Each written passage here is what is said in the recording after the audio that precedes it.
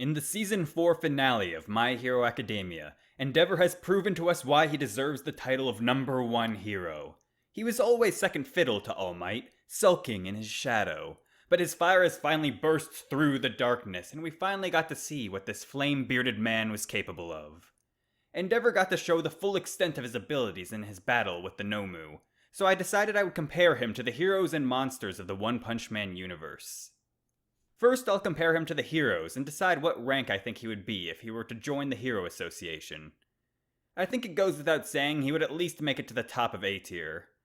Rank 6 of the A class was a fire user as well.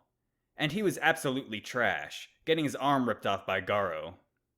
Atomic Samurai's disciples are the weakest heroes that I think have any sort of chance of fighting Endeavor. When it comes to pure power, they're below him, but they have shown the ability to cut bullets mid-flight, so their speed and precision are most likely above his. Due to this, they have a chance of beating him if they can close the distance and cut him up with their sword before he can react.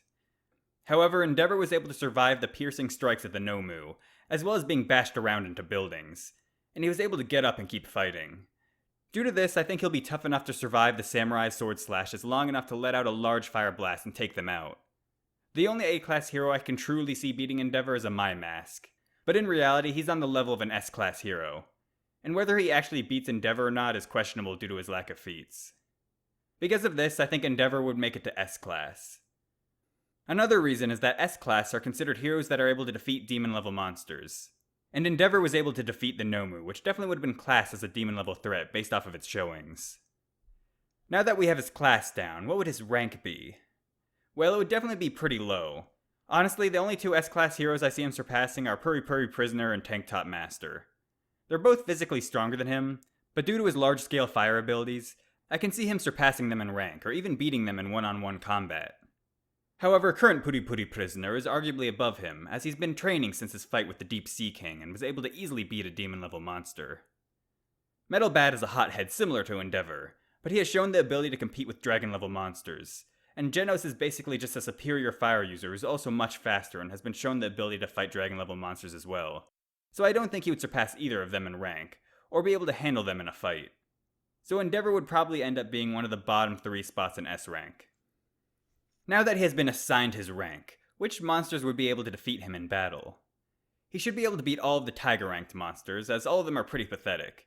An example of a Tiger-level monster is Krablante, who was taken down by Saitama with no training. When it comes to demon-level monsters, it honestly just depends on the monster. There are some he can beat, and some he can't. Let's start out with the ones he can beat.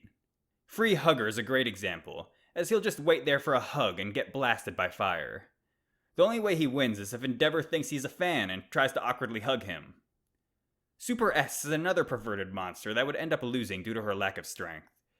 Her power is more focused on turning people into her slaves, but I think Endeavor will turn her into a Super M before that happens.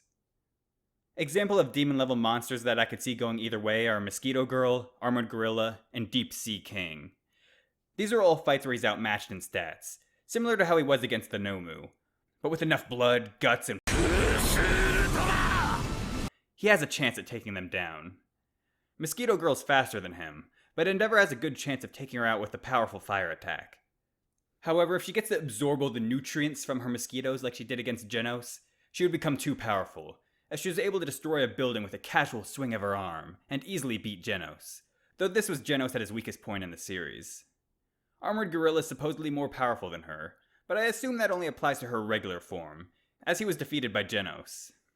His speed seems more manageable, but his durability is higher, so I'm not sure who would win in this fight.